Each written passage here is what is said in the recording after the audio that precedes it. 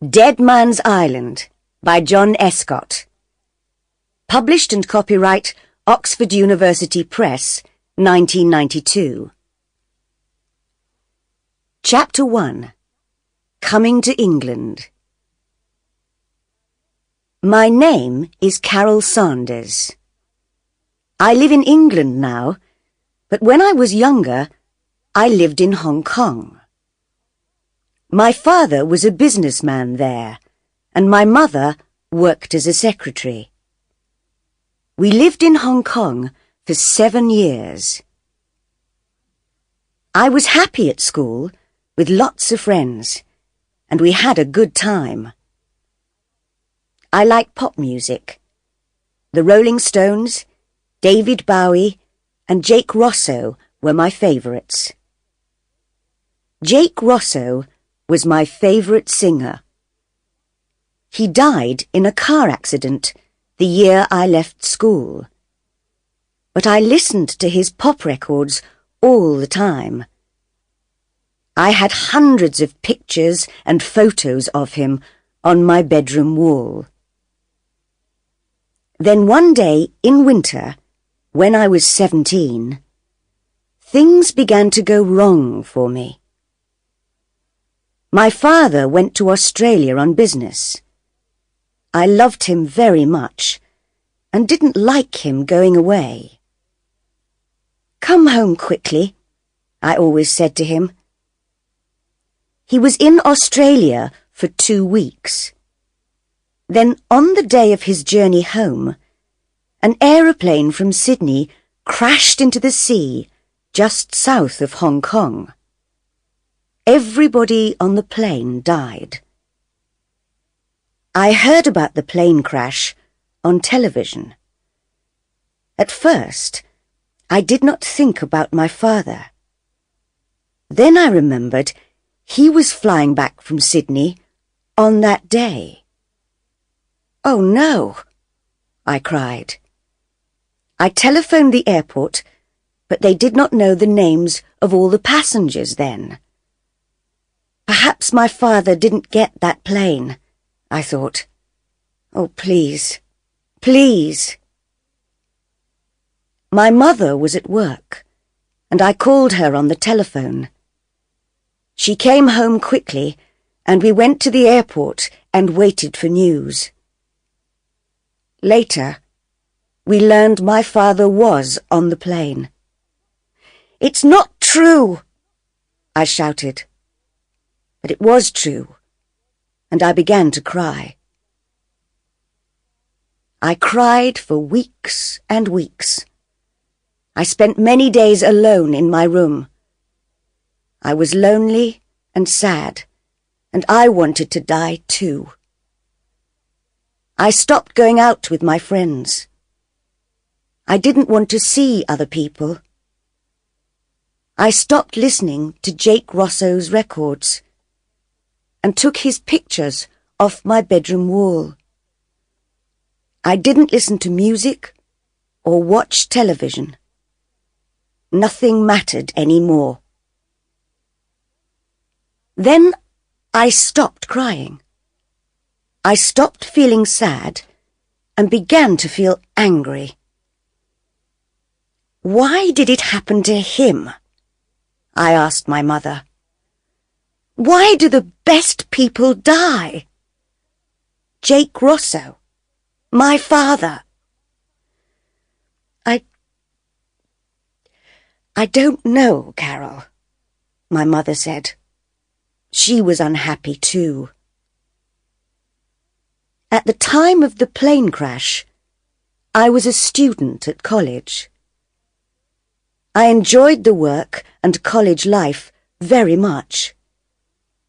But after my father's death, I stopped doing my work at the college. I began to go out with some new friends. They were different from my other friends, and my mother didn't like them. "They're bad people, Carol," she told me. "They do dangerous things." "They're exciting," I said, "and I like them." I knew she was angry, but I didn't care. But then I learned my new friends took drugs, and I began to take drugs too. It was wrong and stupid. I know that now. But I was unhappy and angry. The police came to the college to arrest some of the students. They didn't arrest me, but I had to leave the college. It was a bad time. My mother was very unhappy with me. "What am I going to do with you, Carol?" she said. "I'm sorry," I told her. "We'll go back to England," she said. "You can find a college there. Perhaps you can be happier in England." "All right," I said. "I want to forget what's happened. I want to forget what I've done and begin a new life, be a new person." A month later, we came back to England. We lived in London, in a hotel. It was strange at first, with all the red buses and everybody speaking English. It was the beginning of the summer, 3 months before college began in the autumn. London was full of tourists. We looked at all the famous buildings, Buckingham Palace, the Tower of London, and we went to restaurants and theatres in the evenings. It was interesting and exciting, and I began to forget the bad times in Hong Kong. "I'm pleased we came to London," I told my mother. But after a few weeks, she said, "You need to find a college, Carol. You must go on studying. And I need a job." That evening, we looked in the newspapers. "What about this?" I said. I showed my mother a job in the newspaper. "Secretary for the summer months on a small private island in Scotland. Live with the family in a big house. Interesting work and good pay for the right person. Phone Greta Ross, telephone number 071. "Well, that sounds interesting," said my mother. "I'd like to work as a secretary on an island in Scotland. It's a beautiful country, Carol, and you can go to college there in the autumn." "And it's a place to live for the summer," I said. "Hotels are expensive." My mother telephoned Greta Ross.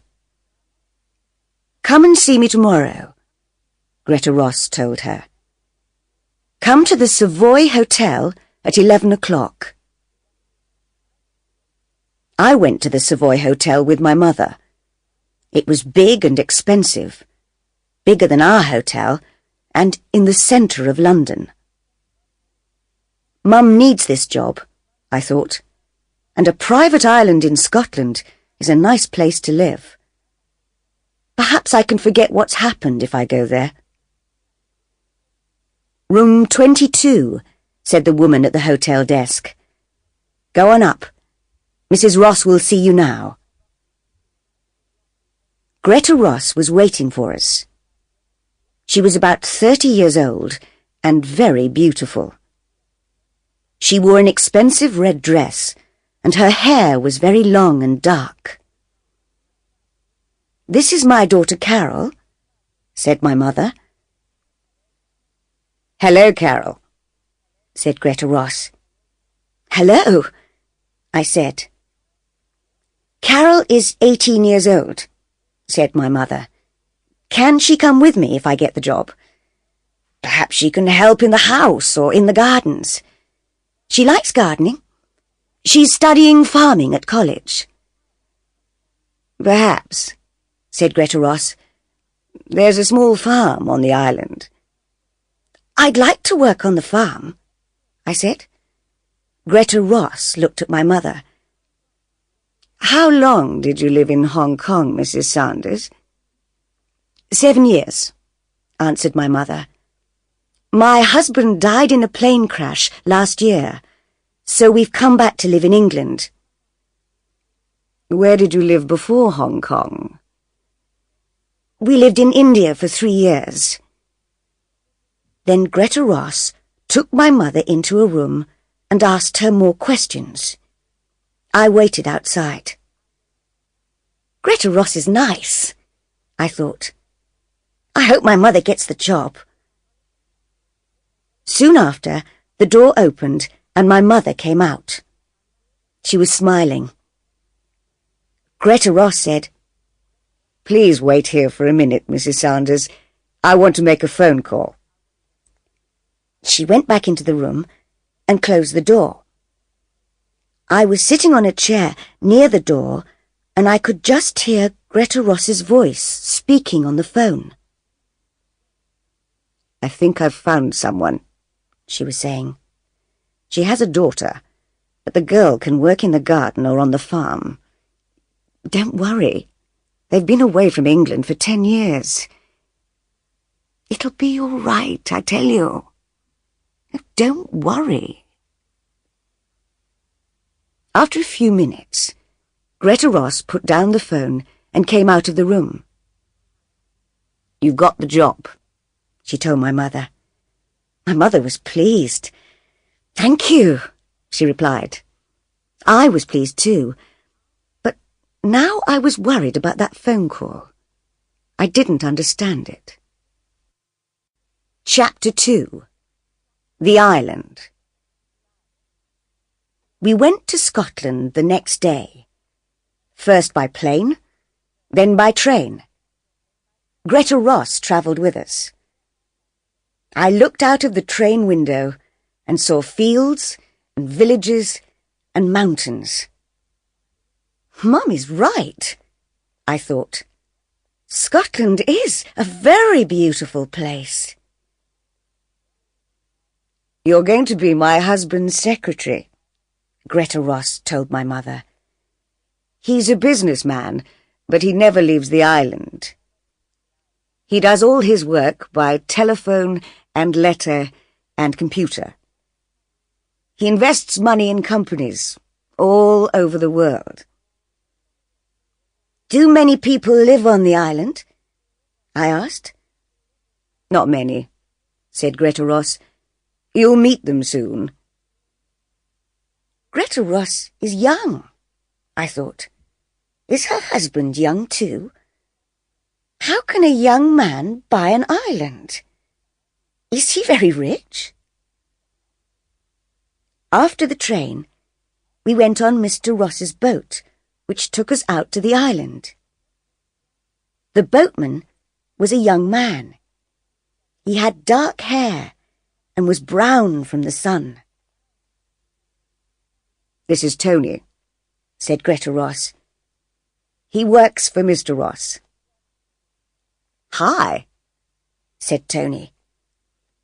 Soon we were near the island.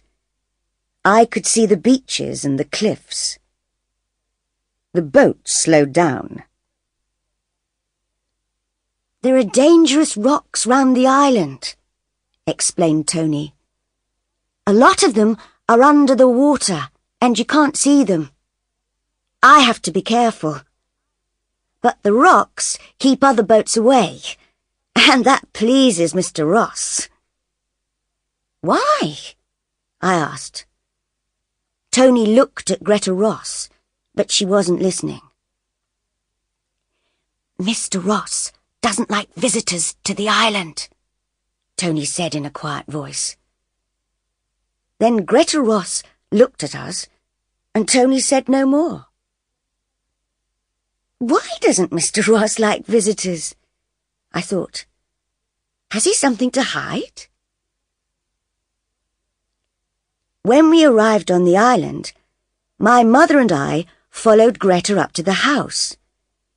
It was very big, and there were trees all around it. A woman was waiting inside the house. "This is Mrs. Duncan," Tony's mother," said Greta. "She's the housekeeper, and her husband is the gardener. Mrs. Duncan will take you up to your rooms.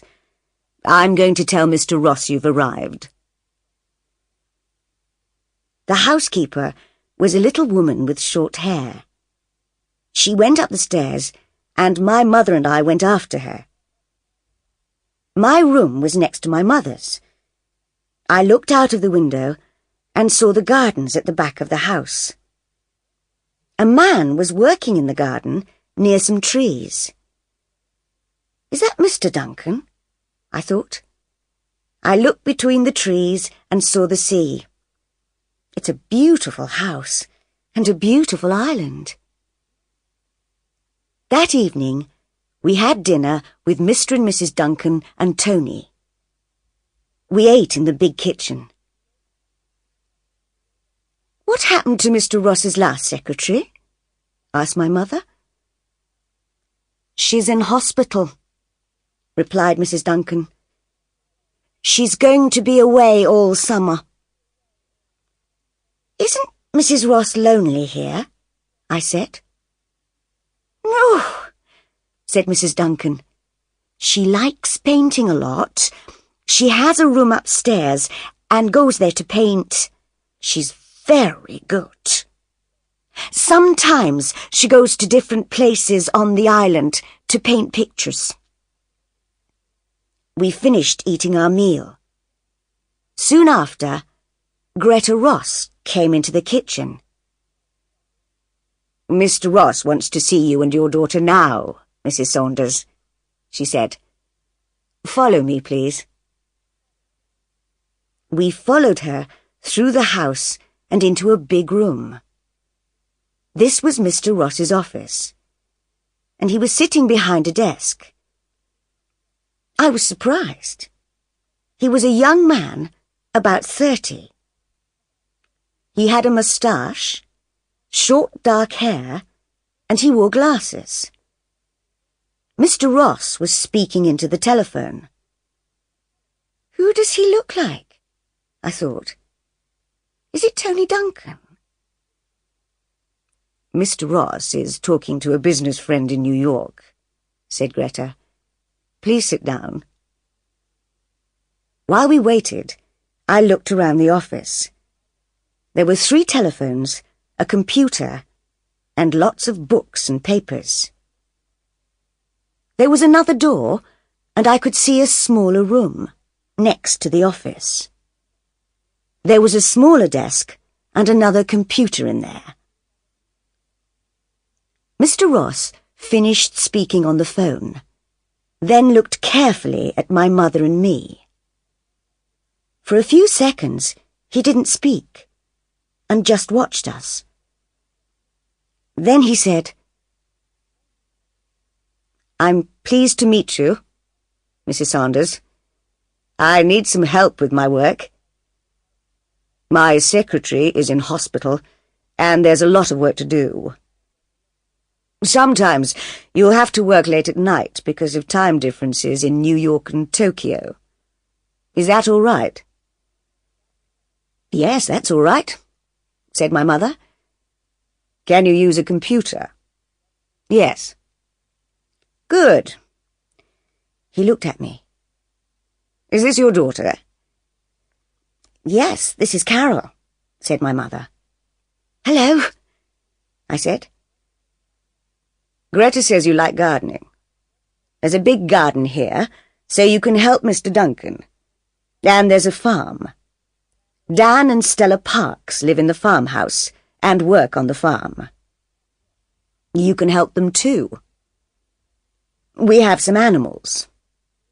Some sheep, a few cows, and chickens. And there's a horse called Smoke. He's grey, like his name. Can you ride?" "Yes," I said. "I can ride a horse." "You can ride Smoke around the island, if you like." "I'd like that," I said. "Thank you." "And we grow vegetables and fruit," he said. I work on the farm sometimes. I enjoy it." I smiled at him, but he didn't smile back. "Carol will enjoy working on the farm," said my mother. "Won't you, Carol?" "Yes," I said. Mr. Ross looks sad, I thought. But how did he get all his money? And why does he hide away on an island? Chapter 3. The Photograph. I worked in the garden for the first 2 days. The weather was hot and sunny. I liked working with Mr. Duncan, and he was pleased with my work. "You're a good gardener," he said. "I've always liked gardening," I said, "but I'm studying at college to be a farmer." Sometimes I saw Greta Ross. She likes to be alone, I thought. Once or twice, I saw Greta go out with her painting things. She went up on the hills or down to the beach. Mr. Duncan took me to the farm, and I met Dan and Stella Parks. They were very friendly. "You can work on the farm for the next 3 days," said Dan Parks. "Mr. Duncan says you're a good gardener. Are you a good farmer too?" I smiled at him. "I am," I said. He smiled back. So I worked on the farm with Mr. and Mrs. Parks. They were nice people. I helped with the cows and the chickens and went up on the hills with Mr. Parks and his dog to look at the sheep. One afternoon, I went out riding. Smoke was a big, lazy, friendly horse. I enjoyed riding, and Smoke knew his way around the island very well. I learned new places to go to. I rode along the cliff top and then in between some trees. When we came out of the trees, I saw the house from the other side. I tried to find the window of my room. Which one was it? Suddenly, I saw a face at one of the windows. The face was looking at me. It was there for just a second or two, then it moved away quickly. Who was that? I thought. Was it Mr. Ross? And which room was it? I didn't see my mother very much that first week. She worked all day and in the evenings. She wrote letters to South America, Japan, Canada, and Australia. Sometimes she worked after I was in bed. "Mr. Ross works hard," she told me. "He invests money in many companies and countries, but it's not his money." "It's not?" I was surprised by this.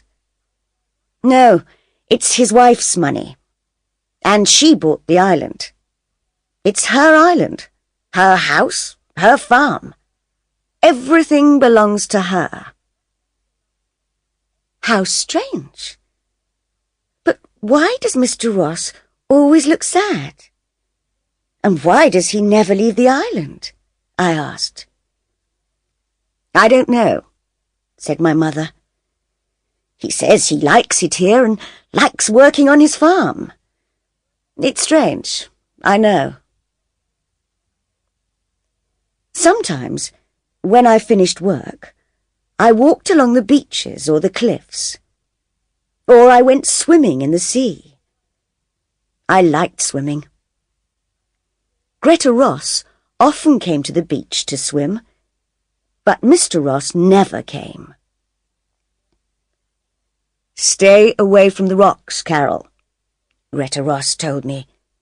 "They're very dangerous." "I will," I said. Sometimes I took my camera to the beach and took photographs of some of the boats that went by. I took photographs of the birds on the cliffs. There were other small islands near our island, and boats with tourists stopped at them. But no boats stopped at our island. They kept away from the dangerous rocks. Tony was right. The island did not have visitors. One day, I was walking back to the house and had my camera with me.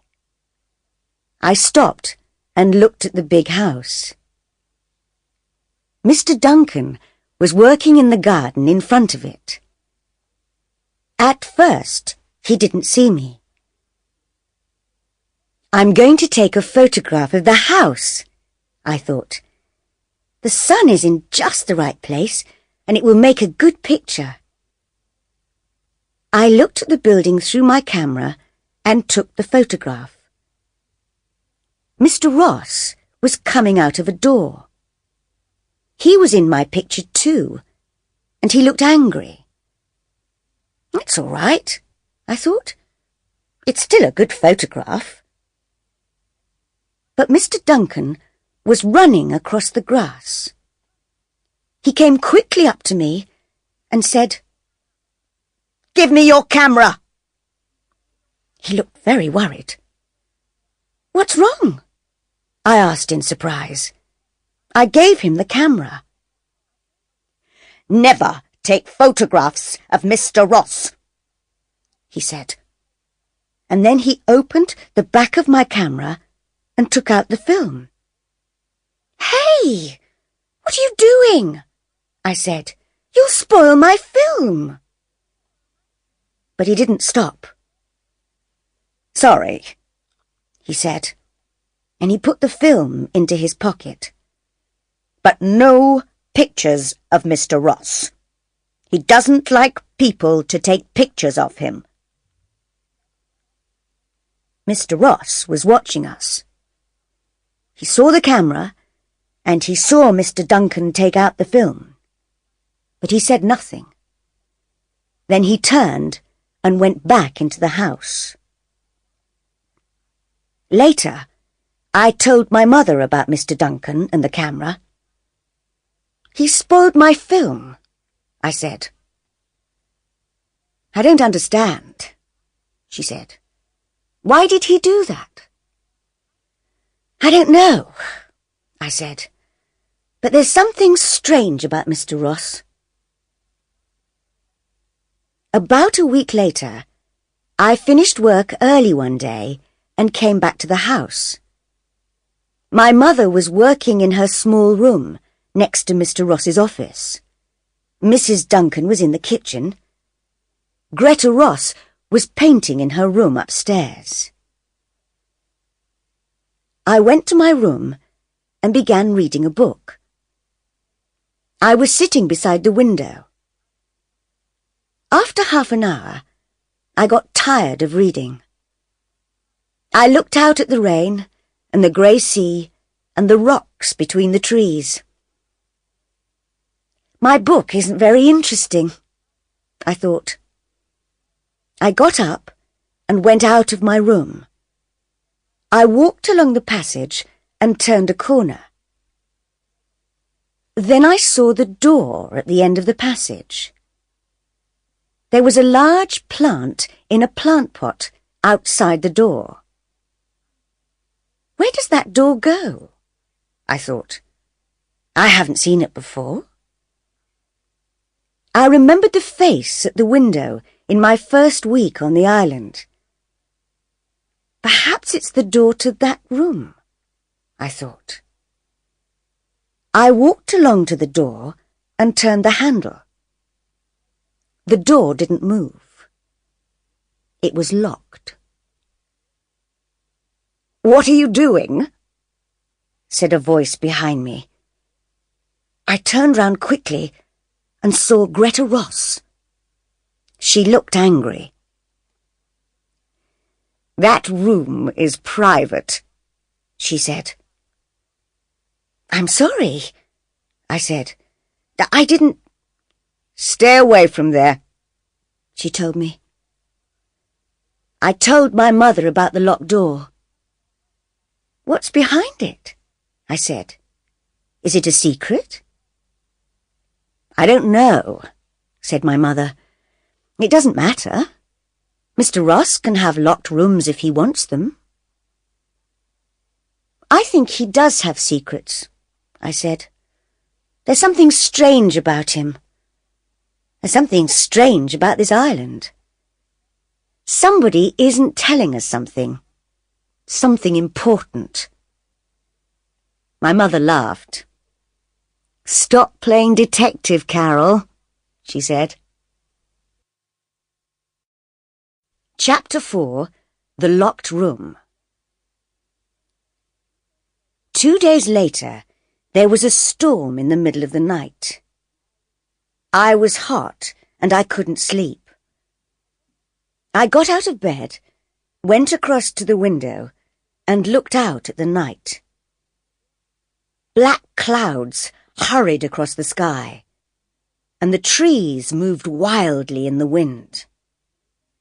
The rain made a loud noise on the window. I opened my window and put my head out into the wind and the rain. I looked at the other windows in the house. Most of them were dark, but one window had a light in it. "Somebody isn't sleeping," I thought. "Which room is that?" There were 6 windows between my window and the room with the light. "And there are 6 doors between my room and the locked door," I thought. "That light is in the locked room. Somebody's in there." I put on my dressing gown and went out of my room. The house was dark, and at first I couldn't see very well. I walked along the passage and turned the corner. There it was, the locked room, and there was a light under the door. I went nearer and heard noises. "Somebody's moving about in the locked room," I thought. "Who is it?"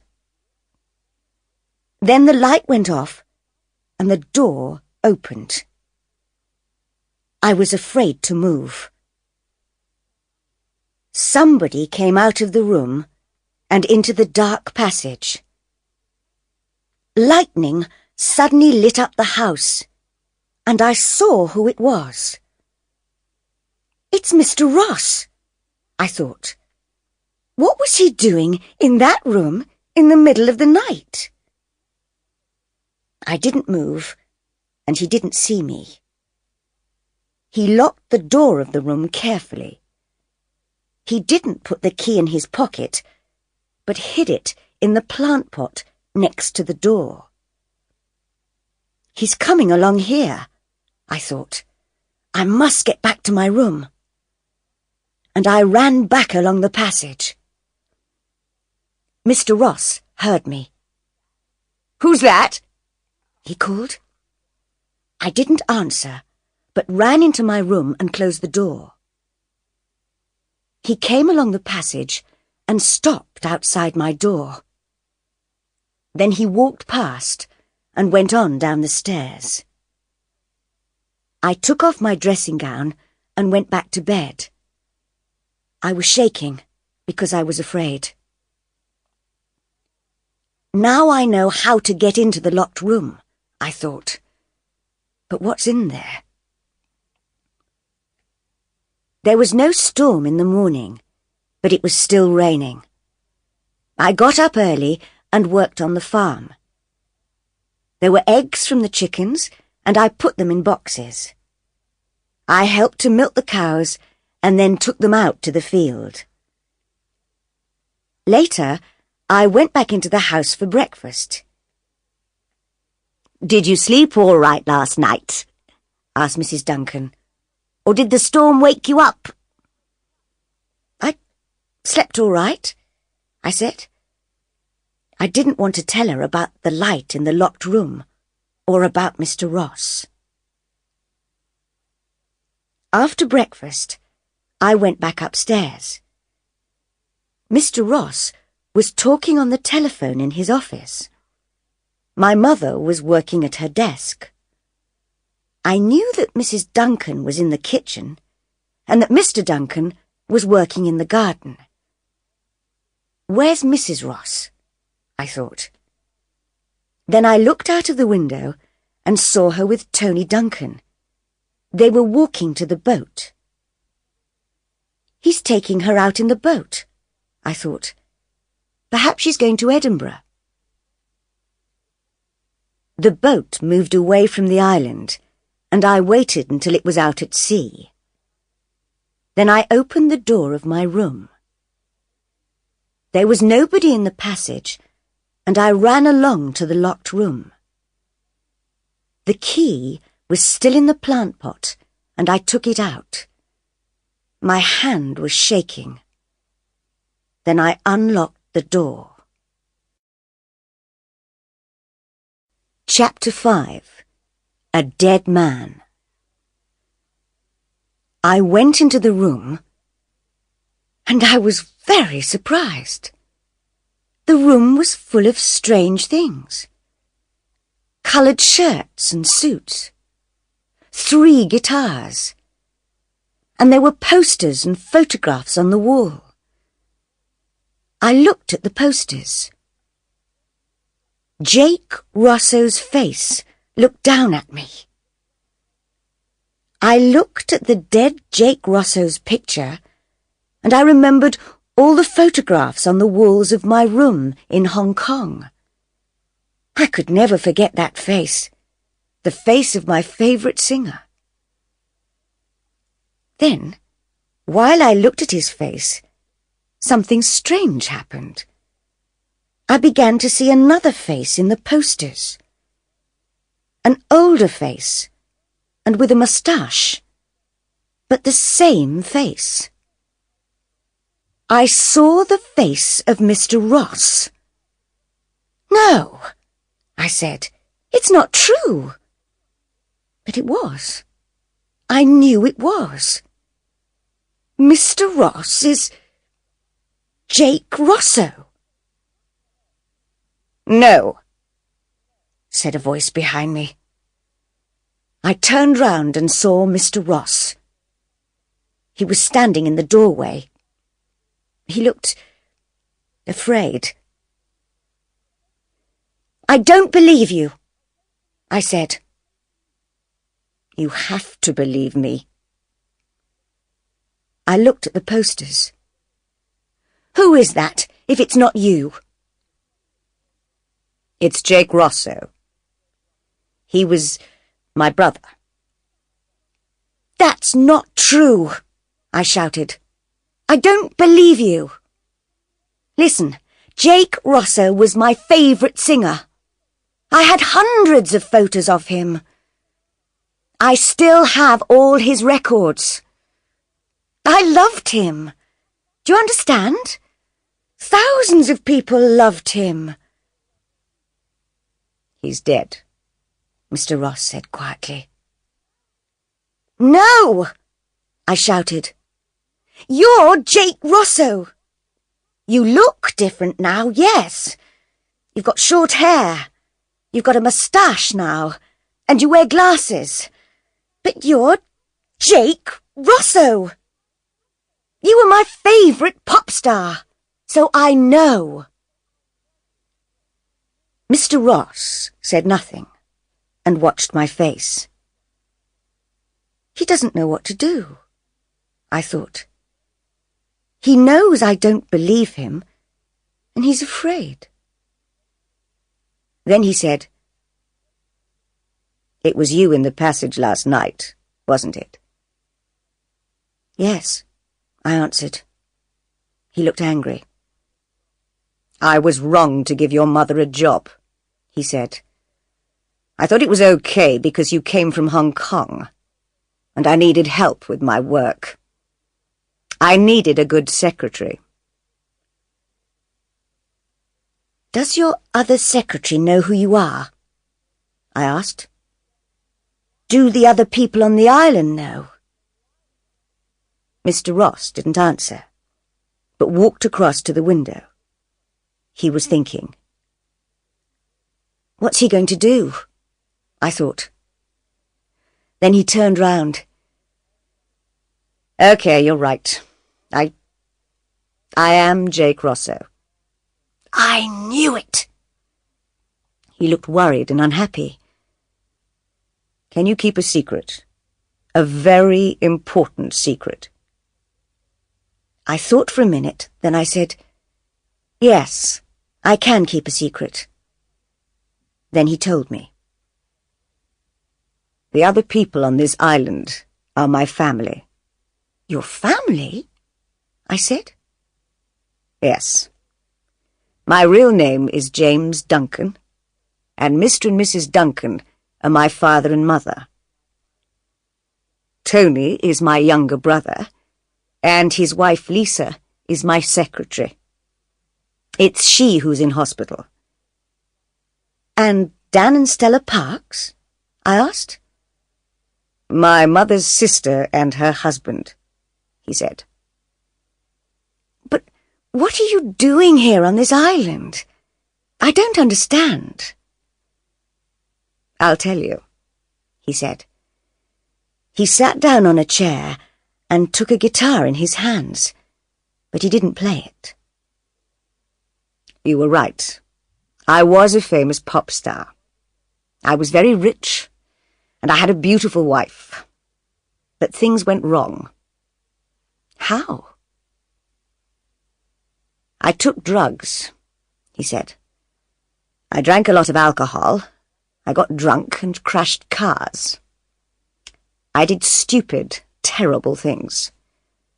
I knew it was wrong, but I couldn't stop doing it.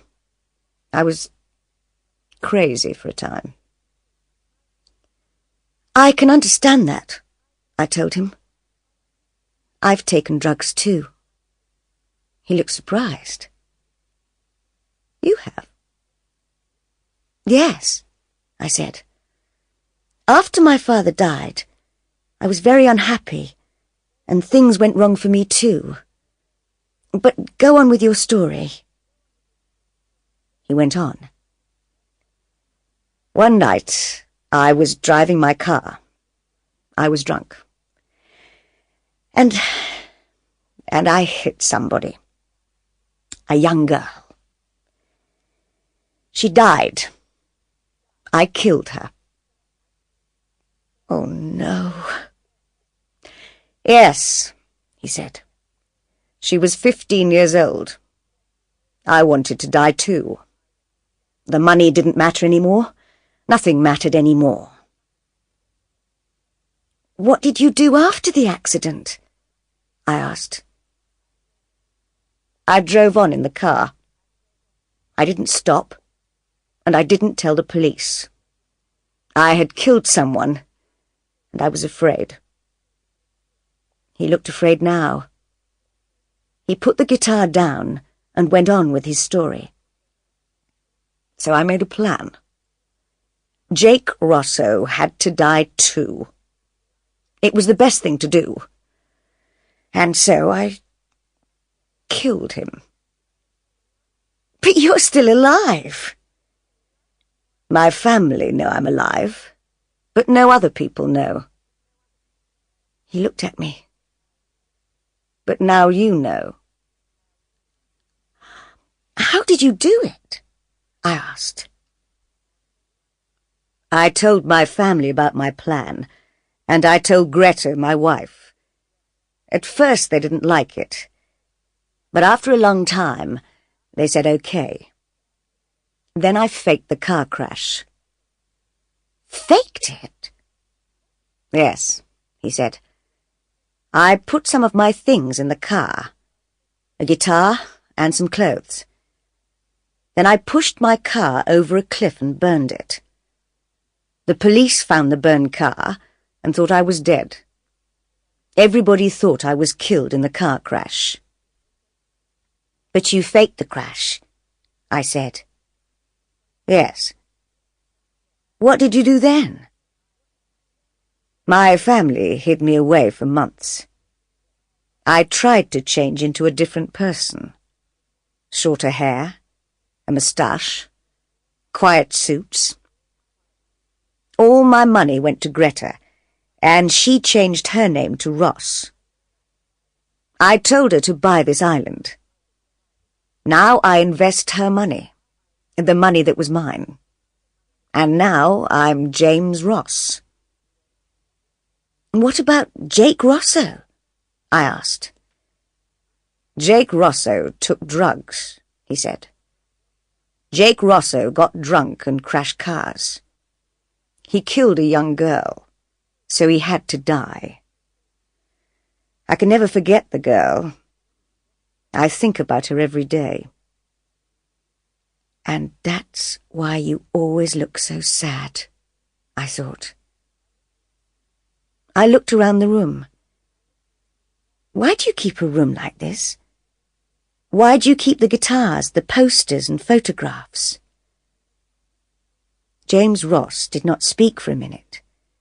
Then he said, "I need to remember my old life and what Jake Rosso was like. I'm never going to sing again, and I'm never going to take drugs. But I need this room to remember." I looked at the posters and the photographs, and I looked at his sad face. "I'm not going to say anything. I won't tell my mother. I won't tell anybody." James Ross looked at me. "I think you understand," he said. "I do," I said. "I've done bad things. I want to forget them too. I needed to get away, to hide too. That's why we came to England, to begin a new life. Yes, I understand." He took my hand, and we walked out of the room and closed the door. I never went into the room again, and I didn't tell anybody. My mother and I left the island at the end of the summer. Soon after, I went to college. My life is better now. I work on a farm in England, and my mother works in an office. My mother doesn't worry about me because I'm happier now. I haven't been back to the island, but I know there's a dead man living there.